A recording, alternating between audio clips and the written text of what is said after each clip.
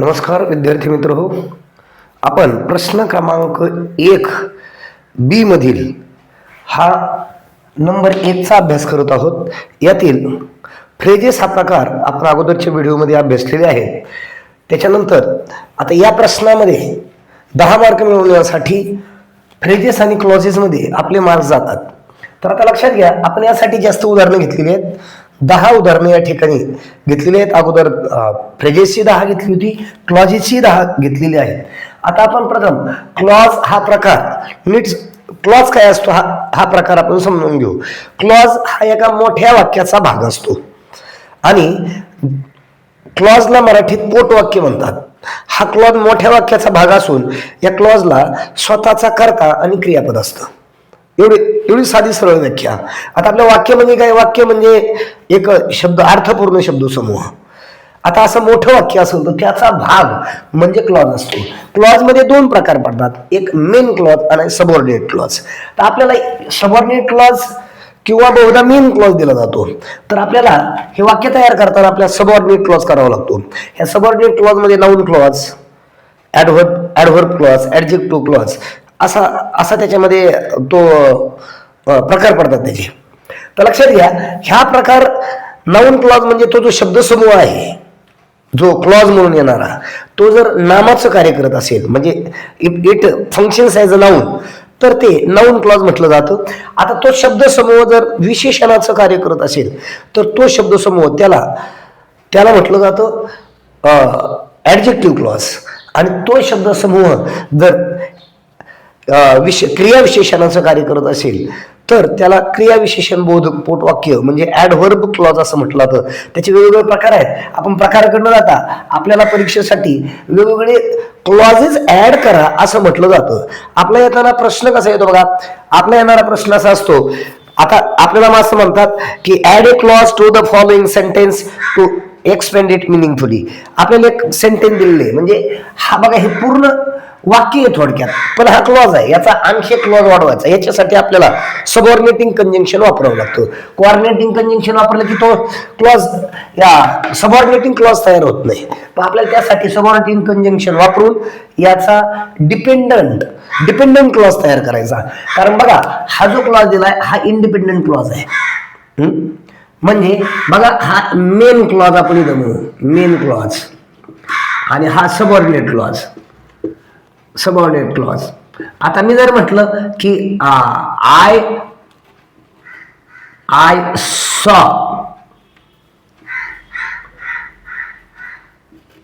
A boy. आता बघा हे पूर्ण वाक्य झालं, हे वाक्य स्वतंत्ररित्या वापरलं जातं. हे मेन क्लॉज झालं. हे इंडिपेंडंट वाक्य झालं, स्वतंत्र वाक्य झालं. मात्र याच्यापासून पुढचा क्लॉज बनवताना आपल्याला कसं बनावं लागतं? Subordinate clause. त्यासाठी सबऑर्डिनेटिंग कंजंक्शन वापरावं लागेल. I saw a boy who was crying.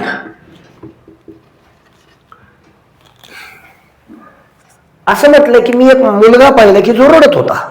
आता हू वॉज क्राईंग हा जो वाक्याचा भाग आहे तर तो स्वतंत्ररित्या वापरता येईल. हू वॉज क्राईंग जर म्हटलं तर त्याचं ते वाक्य तयार होत नाही, कारण त्याला अर्थाच्या दृष्टीने याच्यावर अवलंबून राहावं लागतं. म्हणून हे अवलंबित पोटवाक्य आहे आणि स्वतंत्र पोटवाक्य आहे, हे लक्षात घ्या. मग आता आपल्याला एकतरी बऱ्याच वेळेला हे दिलं जातं, मेन क्लॉज दिला जातो. आपल्याला सबऑर्डिनेट क्लॉज तयार करायचा असतो. मात्र हा तयार करताना याचा फक्त अर्थ पूर्ण करणं हे अपेक्षित नसतं, त्याचा क्लॉज तयार करणं असतं. आता हे कसे क्लॉजेस तयार करायचे? हा मेन क्लॉज आहे, हा सबऑर्डिनेट क्लॉज आहे. आपल्याला दिला सबऑर्डिनेट क्लॉज वेळ प्रसंगी असू शकतो किंवा मेन क्लॉज असू शकतो. बहुधा आपल्याला मेन क्लॉजच देतात. आता बघा या ठिकाणी पहिला क्वेश्चन नंबर क्वेश्चन नंबर पहिल्यामधील बी मध्ये हा नंबर 1 चालू आहे. या नंबर 1 मध्ये बघा आता हे वाक्य पहा, आय सिलेक्टेड 3 पोएम्स. मी 3 कविता निवडल्या. मात्र आता आय सिलेक्टेड 3 पोएम्स. आता पुढे कसं करणार? बिकॉज आय लाईक देम, मला आवडल्या म्हणून, म्हणजे पुढे कर्ता आणि क्रियापद तयार झालं पाहिजे. लक्षात घ्या, I selected 3 poems because I liked, मला आवडल्या म्हणून कर्ता आणि क्रियापद त्याच्या मध्ये आलं पाहिजे. आय सिलेक्टेड 3 पोएम्स विच असंही करता येईल, विच वेअर गुड, या ठिकाणी क्रियापद आलं. न जमल्यास तुम्ही याला बिकॉज वापरू शकता. I selected 3 poems because I liked them. असं आय रीड स्टोरीज. आता इथं बघा आय रीड किंवा आय रेड असं होईल. हे साध्या वर्तमान काळातलं साध्या भूतकाळातलं वाक्य होईल. आपल्याला याच्यानंतर पुढचा क्लॉज तयार करायचा आहे. I read stories which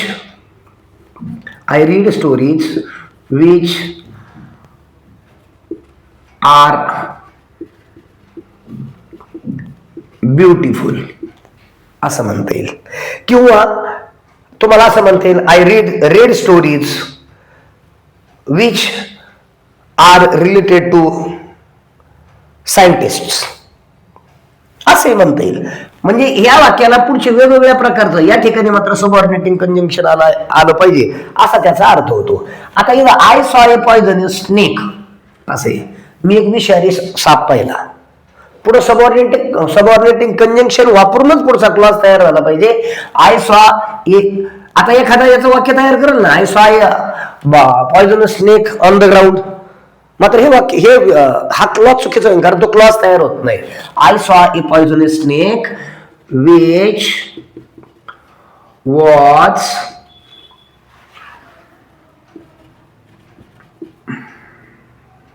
black.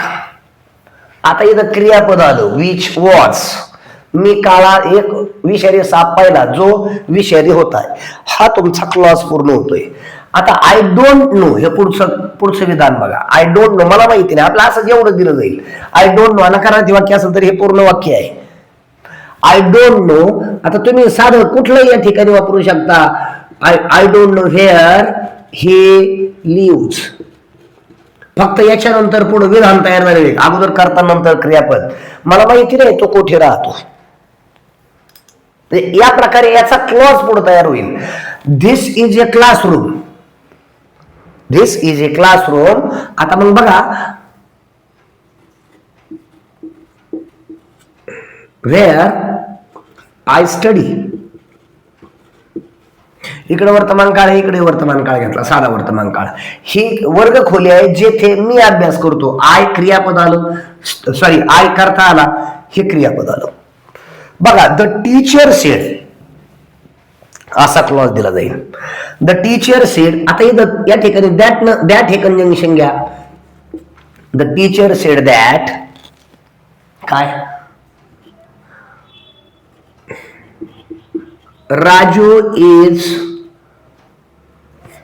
Raju was clever. The teacher said that Raju was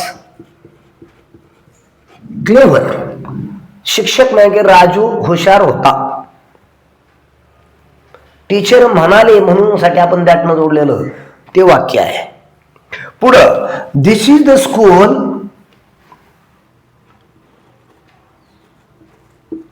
wear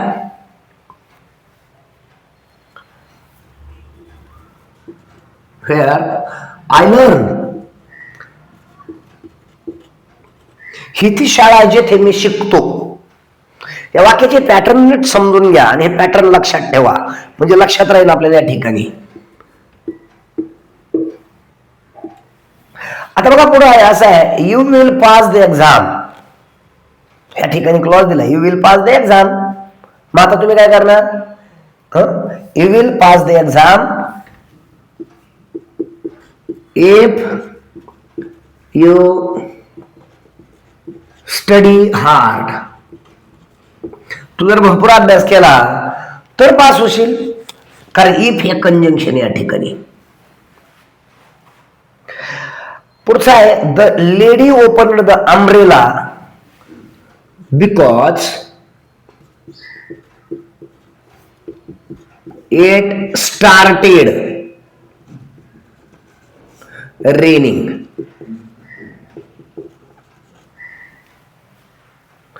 the lady open the umbrella because it started raining. Because न पुढचा क्लॉज तयार झाला. इट करताय स्टार्टेड क्रियापद आहे. पुढच्या क्लॉज मध्ये करता आणि क्रियापद येणं गरजेचं आहे, कारण याची डेफिनेशन असे clause is a part of A bigger sentence having its own subject and verb. कारण पोट वाक्य हा एका मोठ्या वाक्याचा भाग असून त्याला स्वतःचा कर्ता आणि क्रियापद असतं. बिकॉज इट स्टार्टेड रेनिंग असा प्रकार आहे. पुढं आता इथं तुम्ही जसं बिकॉज वापरलं, the lady open the umbrella when it started raining असंही वापरता येऊ शकतं. फक्त याच्या आणि याच्या काळाचा विचार करावा. आता बघा शेवटचं आता हे एक वाक्य घेऊ आपण. The man lost the bag. माणसाकडून पिशवी हरवली. आता तुम्ही वेगवेगळं करू शकता. The man lost the bag when he entered the train. त्यांनी जेव्हा ट्रेन मध्ये प्रवेश केला तेव्हा त्याची बॅग हरवली असं करता येईल. किंवा the man lost the bag which was red in color.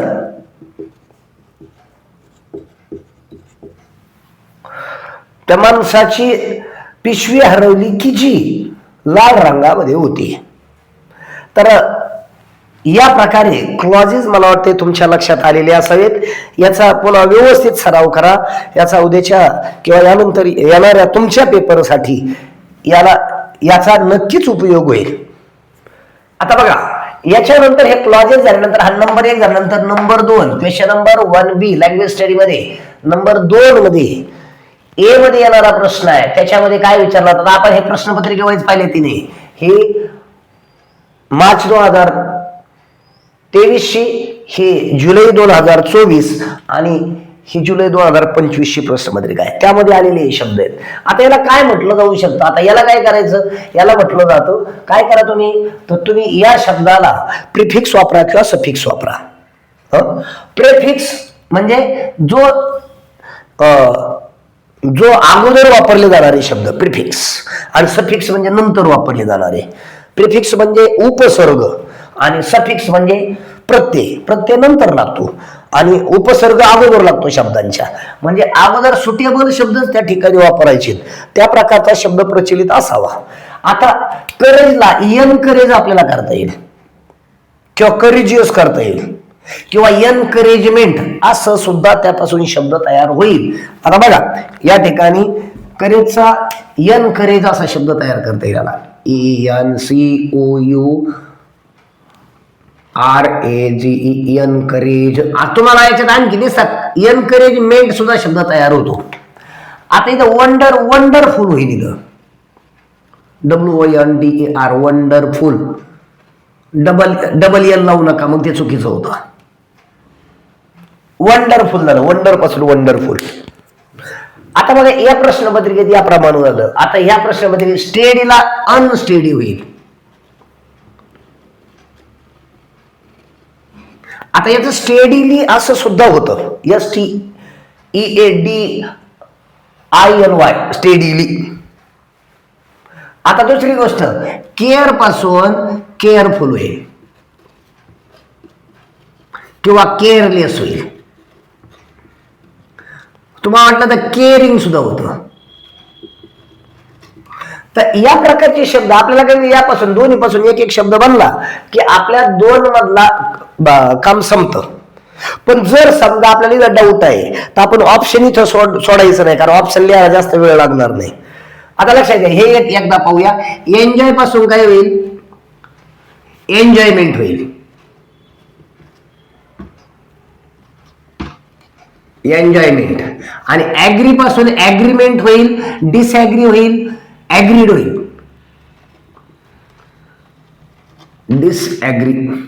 डिसऍग्री होईल, ऍग्रीमेंट होईल. असे वेगवेगळे शब्द वापरा त्यामध्ये, फक्त तो प्रचलित शब्द असावा. एवढं केलं की आपल्याला 1 मार्क आहे. दुसऱ्यामध्ये आपल्याला प्रश्न क्रमांक दुसऱ्या मधला 1 मधील 1 मार्क आणि 2 मधील 1 मार्क. आता 1 मध्ये आपल्याला फ्रेज आणि क्लॉज दिलेत. फ्रेज वाक्यात वापरायची आणि जो क्लॉज दिलाय तो क्लॉज काय करायचा आहे, क्लॉज आपल्याला ऍड करायचा आहे, तो क्लॉजच झाला पाहिजे. मग क्लॉज किंवा फ्रेज याच्यापैकी एक मार्क म्हणून साठी एक नाही जमलं तर दुसरं, आणि तुम्ही खरं म्हणजे दोन्ही अटेम्प्ट करणं गरजेचं आहे. आता यानंतर जो 2 नंबर येतो त्या 2 नंबर मध्ये 2 शब्द दिले जातात, तर त्यांच्यापासून त्याला प्रिफिक्स किंवा सफिक्स वापरावं लागतं. त्या दोन्हीला प्रिफिक्स सफिक्स वापरलं एक तर हे करा किंवा त्याला ऑर आहे, हे 2 शब्द पुढे दिलेले असतात आणि या 2 शब्दाला फक्त वाक्यात वापरायचं. आता आपण जर म्हटलं, आता समजा करे शब्द वाक्यात जर वापरायचं मग आपण कसं वापरू, आय डोंट, असं बघा, I don't have courage to face our teacher. आपल्या शिक्षकांना तोंड द्यायचं माझं धाडस नाही, झालं हे करेजचं वाक्य. बघा करेज वाक्यात आला. आता हे जसं तसा शब्द एक जरी शब्द एवढा जरी वाक्यात वापरला गेला तरीही तुमची काय म्हणूया, तुमचा 1 मार्क पक्का झाला. हे 2 करा किंवा हे 1 करा, हे दोन्ही केले तर आणखी चांगलं राहील. इथला मार्क तुमचा निश्चितपणे तुम्हाला मार्क मिळणं गरजेचं आहे. आय ऑलवेज, आता हा शब्द पाहू, I always wonder, I always wonder काय, हाऊ